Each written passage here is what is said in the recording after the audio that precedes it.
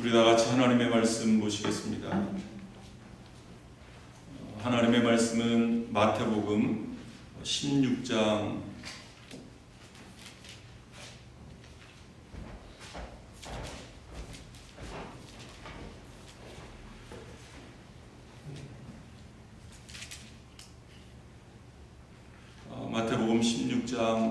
24절 한 절 말씀만 보도록 하겠습니다.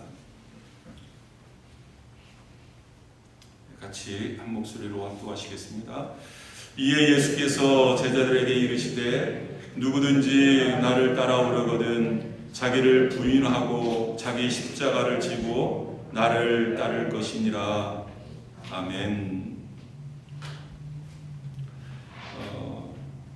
오늘은 광고 드린 대로 예수님께서 왕되심을 선포하시기 위해서 예루살렘 성에 입성하신 종려주일입니다. 이 종려주일날 마태복음 16장 24절 말씀을 본문으로 해서 이 말씀을 드리는 것은 그 예수님이 예루살렘 성에 입성하실 때 예수님을 환호했었던 그 예루살렘 백성들의 그 어떤 마음의 자세를 한번 우리가 살펴볼 필요가 있다라고 생각이 되어지고, 저는 이 오늘 말씀을 준비를 하면서 좀 그 한 시를 이렇게 우리가 살펴보고 그거와 이렇게 좀 대조를 해가면서 한번 우리가 예수님을 따르는 예수님을 믿는 자들로서 어떤 마음의 자세로 우리가 신앙생활을 하는가를 한번 살펴보려고 합니다. 인도의 시성 타고르가 지은 책이 있는데요, 기탄잘리라는 그러한 작품이 있는데, 이 기탄잘리는 신께 바치는 노래라는 뜻입니다. 그 중에 이런 내용이 있습니다. 여러분 한번 좀 잘 이렇게 주의 깊게 들어보시기를 바라요. 나는 마을길로 이 집 저 집을 구걸하며 다녔습니다. 그때 갑자기 님의 황금마차가 멀리서 마치 꿈처럼 나타났습니다. 나의 희망이 부풀어 오르기 시작했습니다. 이제 나는 불운은 끝났다고 생각했습니다. 님이 내게 베풀어 주실 식물과 재화를 기대하며 나는 님이 타고 있는 황금마차를 기다렸습니다. 드디어 황금마차가 내 앞에 멈추어 섰습니다. 님과 시선이 마주치자 님은 미소를 지으면서 내려오셨습니다. 나는 내 생애 최고의 행운이 다가오고 있음을 느꼈습니다. 그때 느닷없이 님은 오른손을 내미시며 말씀하셨습니다. 그대는 내게 무엇을 주려고 왔는가? 거지에게 구걸을 하시려고 님이 손을 내미시다니 그건 얼마나 님다운 농담입니까? 하여튼 나는 얼떨떨해하며 잠시 멍하니 서 있다가 그제야 내 전대에서 작디 작은 나달 하나를 꺼내어 님에게 드렸습니다. 그것을 받아든 님은 내게 아무것도 주시지 않고 그냥 떠나 버리고 말았습니다. 그러나 그날도 저물어갈 즈음 바닥 위로 내 자루를 털었을 때에 그 초라한 누더기 속에서 작디 작은 황금 한 나달을 발견하게 될 줄이야. 그때 나의 놀라움과 뉘우침이 얼마나 컸겠습니까? 나는 땅을 치면서 울었습니다. 님에게 나의 전부를 바칠 마음을 가졌더라면 얼마나 좋았을까 후회하면서 말입니다. 좀 그 앞부분과 뒷부분을 이렇게 잘라서 가운데만 이 기탄잘리에 등장하는 그 시인데요, 그것을 여러분들에게 읽어드렸습니다.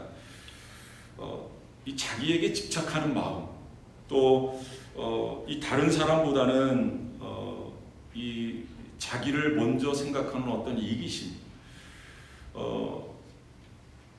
누구를 만나든지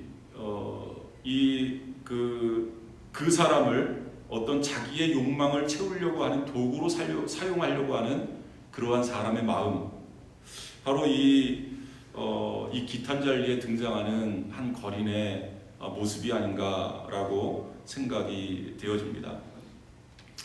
어떻게 보면 자기에게 행운이 다가왔고 그 행운을 통해서 좀 이렇게 한번 자기 인생이 활짝 이렇게 좀 개과천선하는, 한번 활짝 펼쳐지는 그러한 기대를 안았지만 결국 그 님에게 얻을 수 있었던 것은 고작 황금 나달 한 개였습니다. 그래서 결국 그 기탄잘리의 그 작품을 보면 결국 이 거리는 그 황금 나달 하나를 받고 어떻게 보면 그 님을 만났지만 결국 계속 거린으로 살아갈 수밖에 없었다라는 내용으로 이 작품이 맞춰지게 되는데요. 우리의 모습은 어떨까? 진리를 앞에 놓고서도 그 진리의 지배를 받기보다는 끊임없이 자기의 욕망을 위해서 그 진리를 자신의 도구로 이용하려고 하는 그러한 마음, 바로 우리의 마음이 아닌가라고 생각이 되어집니다. 그래서 저는 오늘 그 본문의 말씀, 나를 따라오려거든 자기를 부인하고 제 십자가를 지고 나를 따를 것이다. 믿음이 시작되어지는 것이 어디에서부터 시작되어지는 것일까? 우리는 단순히 교회를 다니는 거에서부터 이렇게 시작되어진다라고 생각이 될 수 있겠습니다. 그러나 물론 그것도 중요하지만, 그러면서 중요한 것은 그 자기의 욕망, 이 자기의 이기심이 가라져 엎어질 때, 좀 내 마음이 좀 이렇게 갈아 엎어질 때부터 우리의 믿음이 시작되어지지 않나라고 그렇게 생각이 되어집니다. 여러분, 믿음의 시작은 우리의 마음부터 시작되어지는 겁니다. 내 마음이 어떤 마음인가? 어떤 마음으로 나는 진리를 대하고 있는가? 어떤 마음으로 나는 예수 그리스도를 대하고 있는가? 여기에서부터 우리의 믿음이 시작되어진다라고 할 수가 있겠습니다.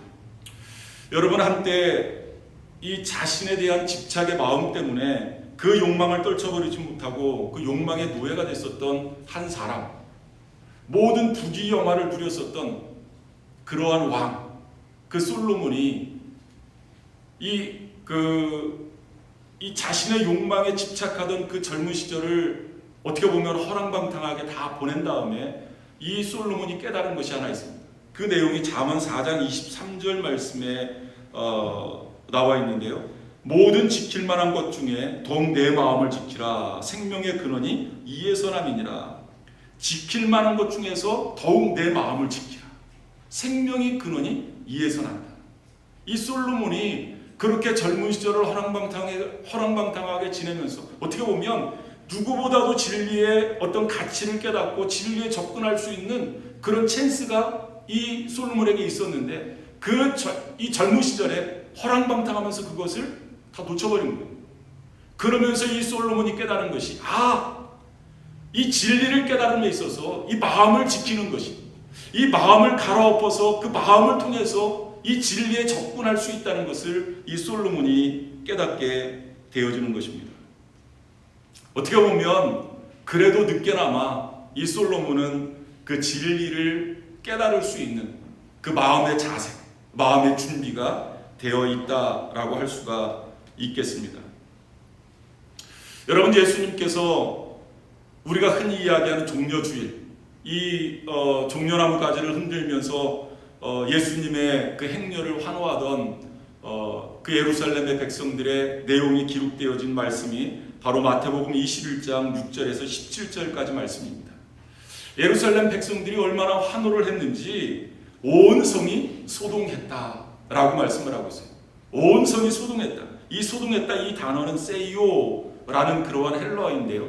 이 말은 지축이 흔들렸다라는 그러한 내용입니다. 그러니까 온 이 예루살렘 백성들이 예수님의 행렬에 대해서 얼마나 환호를 했냐면 예루살렘의 지축이 흔들릴 정도, 막 예루살렘 성이 흔들릴 정도로 그렇게 예수님을 환호를 한 겁니다. 그런데 그 내용을 우리가 자세히 살펴보면 참 이런 코미디도 코미디가 없습니다. 참 어떻게 보면 애들 장난 같기도 하고 너무나 우스꽝스러운 그러한 모습을 연출하고 있는데, 그거와 아랑곳하지 않고 이스라엘 백성들은, 예루살렘 백성들은 그런 예수님을 향해서 지축이 흔들릴 정도로 열광하는 그러한 모습을 보여주고 있습니다. 여러분 한번 머릿속으로 한번 그때 상황을 연상을 해보시기를 바랍니다. 예수님이 건장한 33살의 청년이 내가 왕임을, 자신이 왕임을 드러내기 위해서 예루살렘 성에 들어가는 거예요. 그런데 무엇을 타고 갔다라고 성경이 말씀하고 있습니까? 나귀 새끼. 한 번도 사람이 타보지 않은 나귀 새끼. 어미도 아니고 큰 나귀도 아니고 뭐 백마라든지 이런 것은 말할 것도 없이 나귀 새끼를 타고 가는 예수님의 모습. 여러분 얼마나 우스꽝스럽습니까? 그것을 자랑스럽게 어깨를 펴고 갈 수 있는 그런 상황이 아니잖아요. 어린 나귀 새끼를 타시는 예수님의 모습, 그 활처럼 휘어져 있는 그 나귀 새끼의 그 등허리를 한번 여러분 연상해 보시길 바랍니다.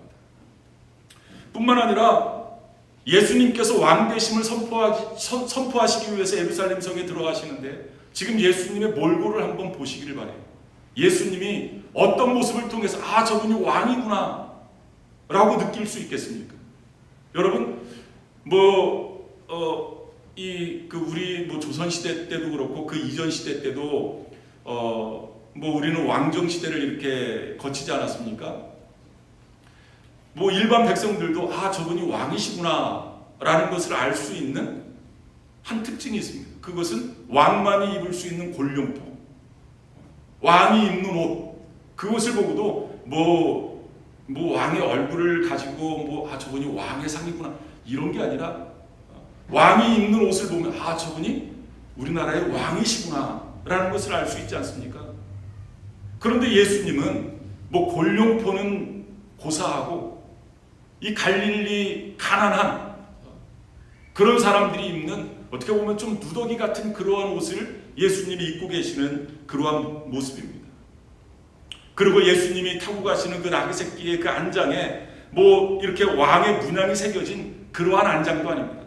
여러분 마태복음 21장의 말씀을 보면 예루살렘에 어떻게 보면 좀 가난한 그런 사람들이 깔아놓은 그 안장에 예수님이 앉고 계신 거예요. 왕의 문양이 새겨진 그러한 안장이 아닙니다. 여러분 그것뿐만입니까?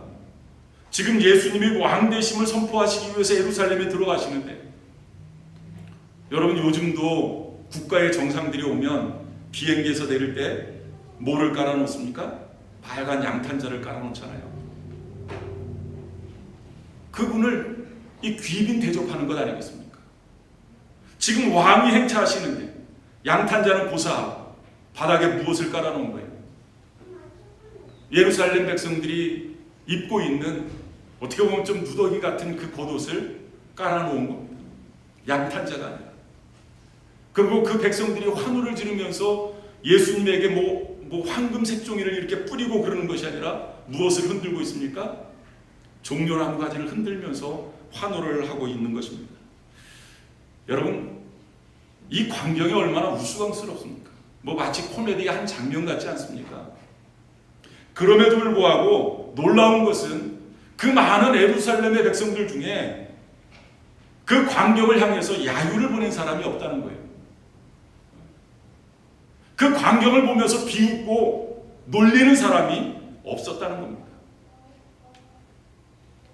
만약 지금 이 시대에 우리 앞에 그런 행렬이 지나간다면 재미있게 볼 수는 있겠죠. 그런데 그 중에 한 사람이 내가 인류를 구원할 메시아다 라고 이야기를 한다면, 여러분 그 행렬을 향해서 얼마나 야유를 보내고 마치 정신병자 행렬처럼 여기지 않을 사람이 어디 있겠습니까? 그런데 예루살렘 백성들은 그런 코미디 같은 행렬을 바라보면서 호산나, 여러분 호산나라는 뜻이 무슨 뜻입니까? 우리를 구원해 주십시오. 지금 우리를 구원해 주십시오. 이런 뜻 아닙니까? 그런 코미디 같은 행렬을 바라보면서 우리를 구원해 달라고 지축이 흔들릴 정도로 열광하고 있는 이스라엘 백성들, 예루살렘의 백성들. 그렇다면 이 예루살렘의 백성들이 정말로 예수님이 누구신지를 알았기 때문에, 정말로 자신들을 구원할 메시아인 줄 알았기 때문에 그랬을까요? 아니면 정말로 믿음이 좋았기 때문에 어떻게 보면 코미디 같은 행렬을 바라보면서 그렇게 열광을 할 수가 있었을까요? 불행히도 그렇지가 못했습니다. 어떻게 알 수 있냐면 닷새 후에 이 예루살렘의 백성들이 이 예수님을 십자가에 못 박으라고 아우성치는 그러한 모습이 그것을 증명해 줍니다. 그렇다면 왜 이들은 이렇게 옹색한 행렬을 향해서 열광하고 지축이 흔들릴 정도로 환호성을 지르면서 열광했을까? 여러분, 그것은 이 예루살렘 이 주민들이 모두 서두에도 소개해드렸었던 그 기탄 잔리 속에 등장하는 그 거린처럼 자신의 욕망에 집착하고 있는 그 마음이 어떻게 보면 예수님의 허상을 만들어 놓은 겁니다. 예수님의 허상. 여러분, 많은 설교를 통해서 여러분들이 들으셨으리라라고 생각이 되어져요. 그 예수님의 허상이라는 것은 그 예수가 오면 우리를 정치적인 이 압박 속에서 우리를 구원해 줄 거예요. 그 예수가, 그 메시아가 이 땅에 오면 우리를 이 가난 속에서 우리를 구제할 수 있을 거예요. 그 메시아가 오면 이 병든 육체를 낫게 해줄 거야. 어떤 자기의 이기심만을 채우기 위한 그 욕망이 그 메시아에 대한 허상, 그 예수님에 대한 허상을 만들어 놓은 겁니다. 마치 이 예루살렘 백성들이 정말로 믿음이 좋아서 예수님을 향해서 열광했었던 것이 아니라, 정말로 예수님이 누구신 줄 알았기 때문에 열광했었던 것이 아니라 자신의 이기심들이 만들어낸 예수님의 허상을 그렇게 이 그러리라고 착각을 한 겁니다. 그러리. 그들이 그렇게 열광했었던 그 예수님은 어떻게 보면 예수 그리스도의 실상이 아니라 그들의 탐욕적인 마음이 만들어낸 예수 그리스도의 허상이었습니다. 그래도 이 기탄잘기에 등장하는 거리는 집에 돌아와서 하루 동안 벌은 자기의 주머니를 털어놓고 그 작은 황금 나달 하나를 발견하고 후회를 하지 않았습니까? 그런데 이 예루살렘 주민들은 예수 그리스도가 자신들이 생각했었던 이 생각과는 다르다는 것을 알았을 때 뉘우치기보다는 오히려 실상이신 예수 그리스도를 어떻게 합니까? 죽여버립니다. 자기들의 마음과 자기들의 생각과 다르다는 이유 때문에 그 예수 그리스도를 죽여버리지 않습니까? 왜? 자신들의 마음이 만든 허상이 진짜라고 착각을 했기 때문에 그렇습니다. 여러분, 그것이 바로 십자가 사건 아닙니까? 결국 그렇게 환호했었던 예루살렘의 백성들이 예수 그리스도를 잡아 죽이라고 아우성을 치면서 결국 예수님을 십자가에 못 박아 죽인 겁니다. 여러분, 예수님께서 이렇게 말씀하십니다. 마태복음 16장 24절 오늘 본문 말씀입니다. 누구든지 나를 따라오려거든 자기를 부인하고 자기 십자가를 지고 나를 따를 것이니라 라고 말씀하고 있어요. 여러분, 이 말씀을 곰곰이 생각해보면, 좀 이 말씀을 뒤집어서 생각을 해보면, 아무리 예수 그리스도를 따라간다 할지라도 우리가 지금 하고 있는 이런 행위들, 아무리 우리가 예수 그리스도를 따라간다 하더라도, 아무리 우리가 예배를 드린다 하더라도, 아무리 우리가 어떤 신앙적인 행위를 한다 할지라도 자기를 집착하는 마음, 자기를 집착하는 마음, 어떤 자기의 이기심, 자기의 욕심을 채우려고 하는 그 마음, 그것을 먼저 부인하지 않고는 참된 그리스도인이 될 수 없다. 여러분, 그 말씀 아닙니까? 오늘 본문 말씀입니다.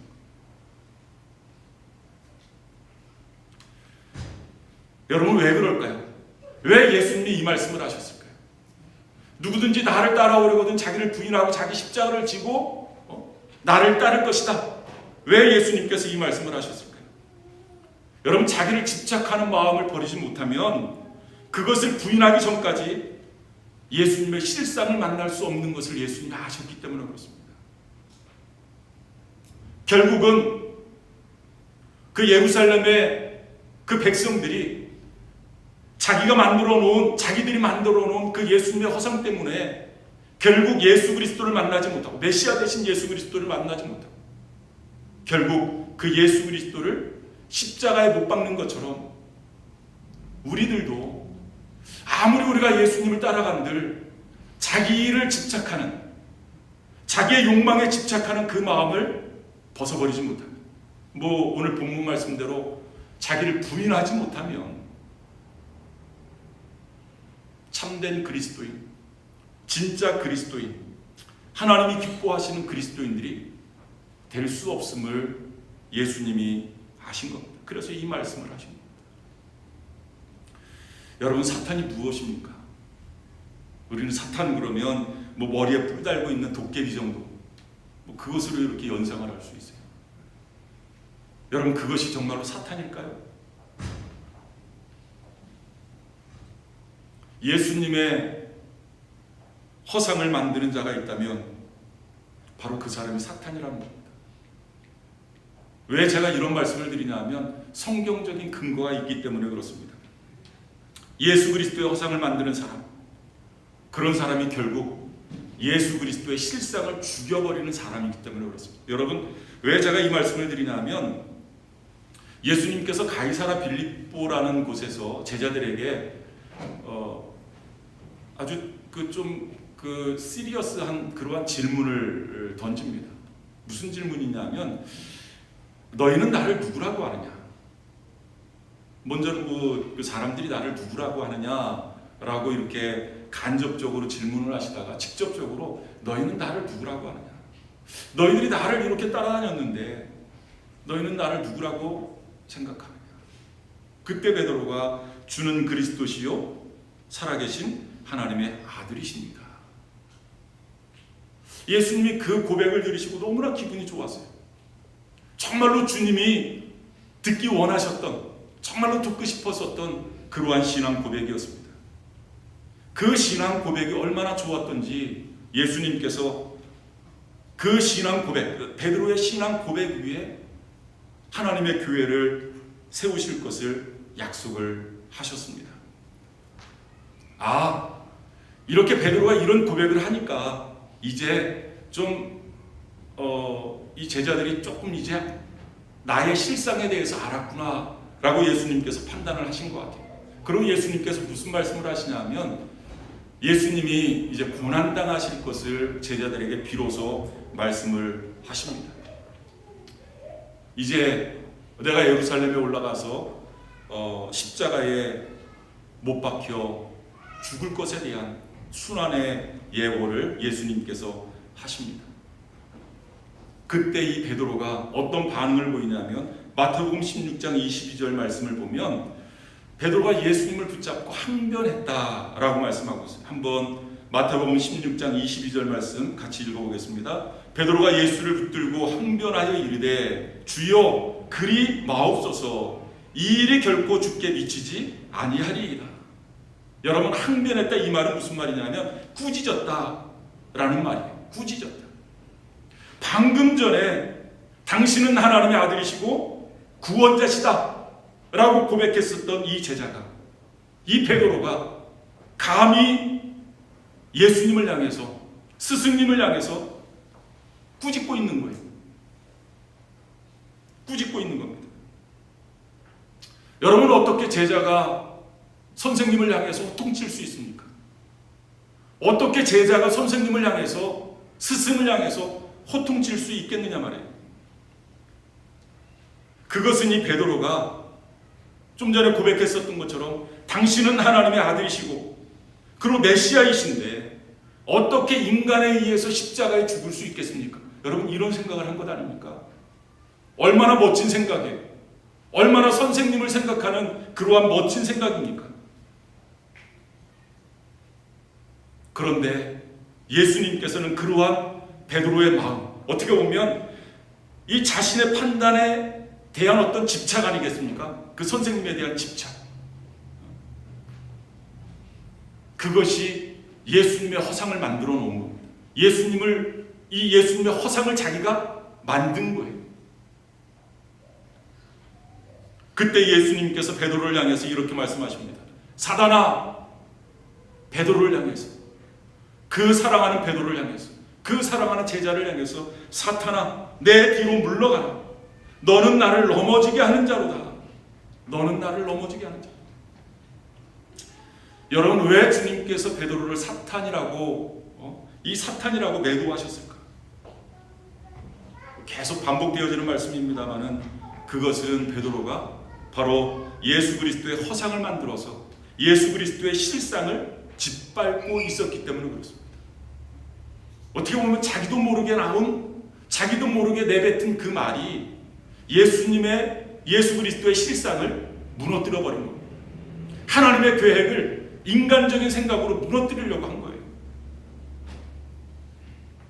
그래서 예수님께서는 베드로를 향해서 너는 나를 넘어지게 하는 자로다.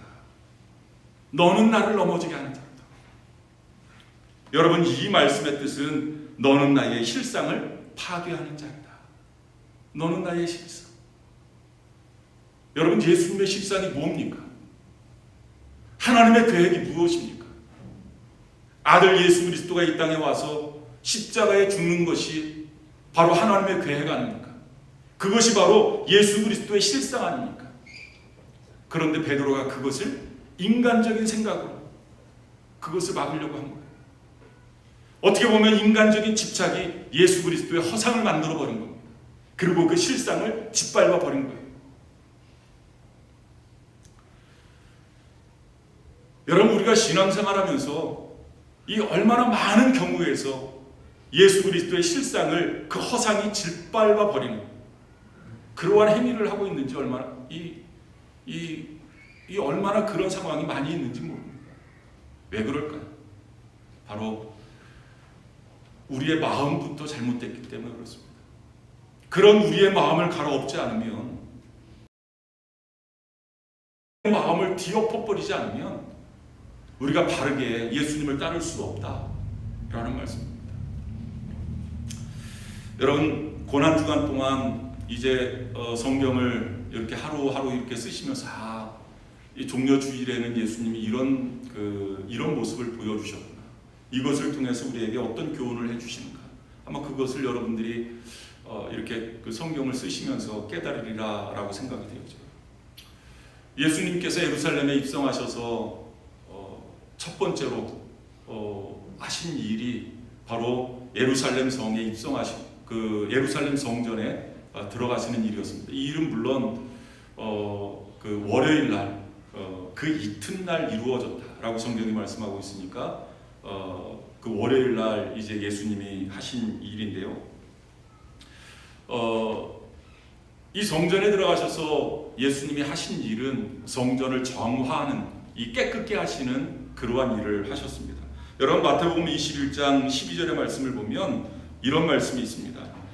한번 같이 읽어보겠습니다. 예수께서 성전에 들어가서 성전 안에서 매매하는 모든 사람들을 내쫓으시며 돈 바꾸는 사람들의 상과 비둘기 파는 사람들의 의자를 둘러 엎으시고, 예수님이 제일 먼저 하신 일이 예루살렘 성전에 들어가시는 일이었습니다. 그리고 그 성전 안에 들어가셔서 가장 먼저 하신 일이 성전을 깨끗게 하시는 일이었어요. 성전 안에서 장사하는 모든 장사꾼들을 다 내쫓으셨다. 그리고 그들의 의자, 그리고 그들이 어떤 그 물건들을 팔기 위해서 이렇게 그 장사판, 그것을 다 둘러 엎으셨다라고 말씀하고 있어요. 여러분, 무슨 의미입니까?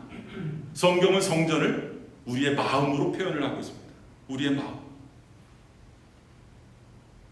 예수 그리스도를 바르게 믿고자 하는 자들, 정말로 진리를 따르고자 하는 자들이라면 제일 먼저 해야 될 일이 무엇일까?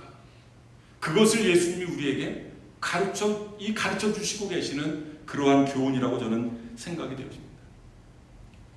성전인 우리 마음을 먼저 갈아엎지 않으면, 이기심으로 똘똘 뭉쳐져 있는, 심지어는 우리가 진리를 따르면서, 우리가 예수 그리스도를 따르면서 그 예수 그리스도를 내 성공의 어떤 도구로 사용하려고 하는 그러한 욕심, 욕망,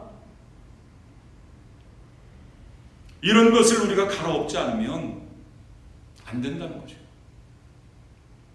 둘러엎는다, 이 말은 완전히 뒤집는다 라는 그러한 말씀입니다. 완전히 뒤집는다. 예수님께서 성전을 이렇게 정화하셨습니다. 깨끗하게 하셨습니다. 장사치들을 다 내쫓고, 그리고 뭐 의자, 비둘기 파는 사람, 뭐 장사판, 이런 것들을 다 둘러 엎으셨습니다. 이런 것들이 있었을 때에는 예루살렘 성전에서는 더 이상 하나님의 능력이 임할 수가 없었습니다.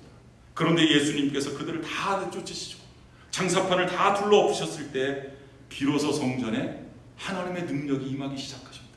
여러분, 그 마태복음 21장 12절 그 이하의 말씀을 보면 그때부터 소경이 눈을 뜨고 그리고 저는 자들이 걷게 되어주고 어린아이들의 찬양이 온전히 성전에 울려 퍼졌다라고 성경은 말씀하고 있습니다.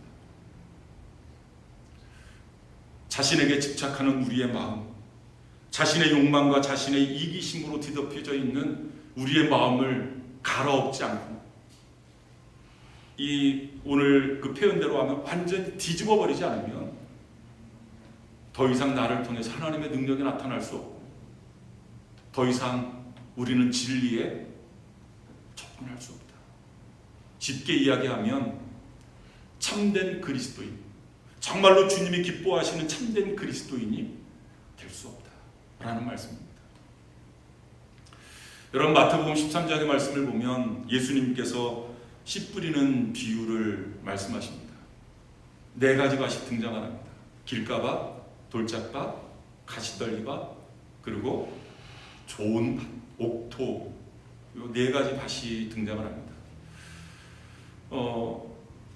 길가밭이라든지 돌짝밭이라든지 가시떨기밭에서는 열매를 맺을 수 없었지만 좋은 밭, 이 옥토에서는 100배, 60배, 30배의 열매가 맺혀졌다라고 성경이 말씀하고 있습니다.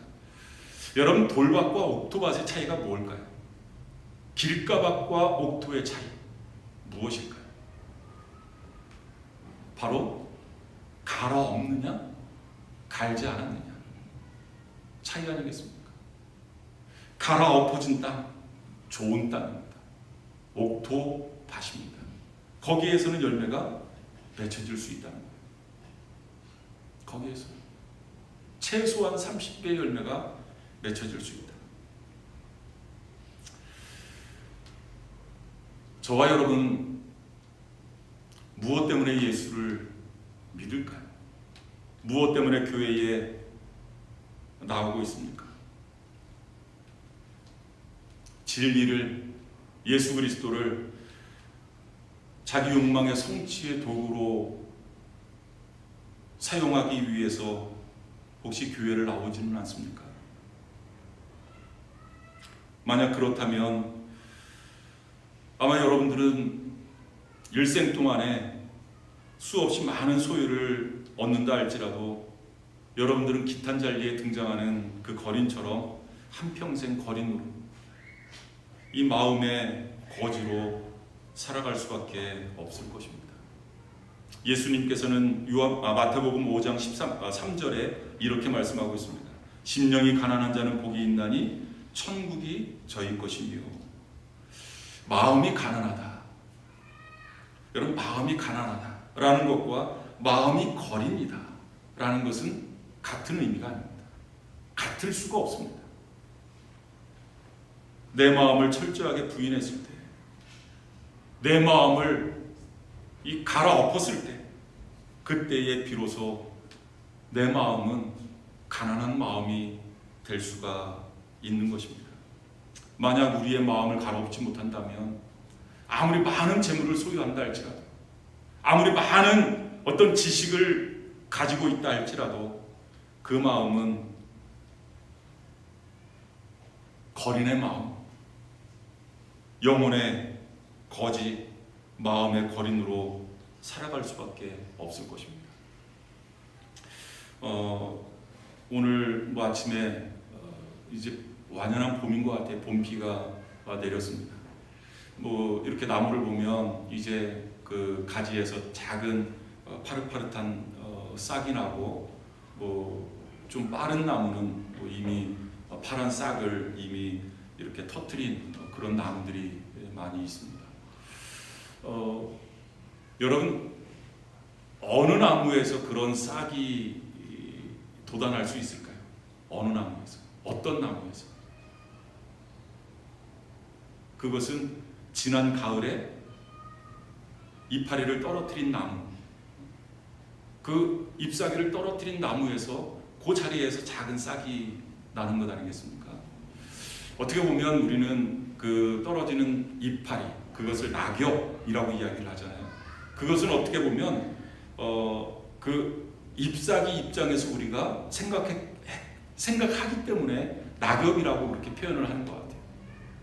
그런데 엄밀히 따지면 나무 입장에서 그것을 생각한다면 나뭇잎이 떨어지는 것이 아니라 나무가 자기의 이파리를 버리는 겁니다.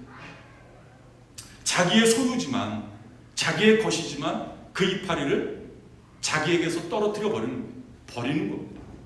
그런 나무마다 겨울이 지나고 이제 봄이 되면 그런 나무들마다 새싹이 돋아나요. 얼마나 많은 나뭇잎을 미련 없이 버렸느냐. 그 버린 나무들마다 그 다음 해에 더 풍만한, 풍성한 그러한 생명으로 채워지게 되는 것입니다. 여러분, 아무리 멋진 대리석이 있다 할지라도 버릴 것은 버리고 깎아버릴 것은 깎아버려야 작품이 되는 건 아니겠습니까? 아무리 큰 이 대리석 돌덩이라 할지라도 그것을 보면서 야, 멋있다 라고 이야기할 사람은 없어요. 좀 버릴 것은 버리고 깎아버려야, 그래야 위대한 작품이 되어질 수 있다라는 말씀입니다. 여러분, 모세는 미디안 광야에서 40년 동안 자신을 다듬고 부인하는 작업을 했습니다. 위대한 왕 다윗은 10년 동안 사울 왕의 추격을 피해서 도망다니면서 10년 동안 자기를 다듬고 부인하는 법을 배웠습니다. 그럴 때 하나님께서 모세를 사용하셨고, 그럴 때 하나님께서 다윗을 사용하실 수가 있었던 것입니다. 여러분, 자신에게 집착하는 마음, 그것을 우리가 갈아엎지 않는다면, 아무리 내가 가진 것이 많다 할지라도, 아무리 내가 가진 탤런트가 많다 할지라도 우리는 진리에 접근할 수 없고 진리가 주는 참된 자유함을 우리가 누릴 수가 없는 겁니다. 참된 그리스도인이 될 수 없는 겁니다. 얼마나 안타까운 일입니까? 하나님이 나에게 주신 귀한 탤런트, 하나님이 주신 하나님이 나에게 주신 여러 가지 많은 것들을 정말로 진리의 통로로, 축복의 통로로 내가 사용되어지려면 우리의 마음을 갈아엎어야 됩니다. 갈아엎어야 돼요. 그러지 않으면 우리는 진리에 접근할 수 없고 결국 예수 그리스도의 허상만 쫓다가 예수 그리스도를 결국에는 십자가에 못 박는 예루살렘 거민들과 같이 되지 않을까라고 생각이 되어집니다. 여러분, 오늘은 동료주일입니다. 우리의 구세주시고 우리의 메시아이신 그분을 우리가 찬양하는 그러한 축제의 날이기도 합니다. 먼저 그분을 향해서 우리가 환호하기 전에 내 마음은 어떻게 준비가 됐는가? 정말로 그 진리이신 예수 그리스도, 나를 구원하시기 위해서 이 땅에 오신 그 메시아이신 그 예수님을 영접하기에 합당한 마음인가를 한번 먼저 살펴보실 수 있기를 바랍니다. 예수님께서 나귀 주인에게 주께서 쓰시겠다 하시면서 그 나귀를 요구하실 때 나귀 주인은 기꺼이 그 나귀 새끼를 예수님에게 드렸습니다. 아마 그 주님께서 저와 여러분들에게 동일하게 이 시간 묻고 계실 것입니다. 주께서 쓰시겠다고 하시면서 나의 시간을 달라 하십니다. 주께서 쓰시겠다고 하시면서 나의 물질을 달라고 하십니다. 나의 봉사를, 나의 탤런트를 달라고 하십니다. 뿐만 아니라 주께서 쓰시겠다고 하시면서 어떻게 보면 우리의 거독 같은 우리의 자존심도 원하고 계시는지 모르겠어요. 그런데 우리들은 바쁘다는 이유, 더 중요한 일이 있다라는 그러한 이유 때문에 내가 먼저 써야겠다. 이것은 나의 마지막 자존심이라고 거부하고 예수님의 요구를 거절하는 우리의 모습은 아닌지 한번 살펴보실 수 있기를 바랍니다. 먼저 내 자신을 비울 때, 내 마음을 비울 때, 가난한 마음을 만들 때 하나님의 은혜가 저와 여러분들에게 임할 줄 믿습니다. 이 종려주일에 이러한 은혜가 저와 여러분들에게 임하게 되시기를 주님의 이름으로 축복드립니다. 기도하시겠습니다.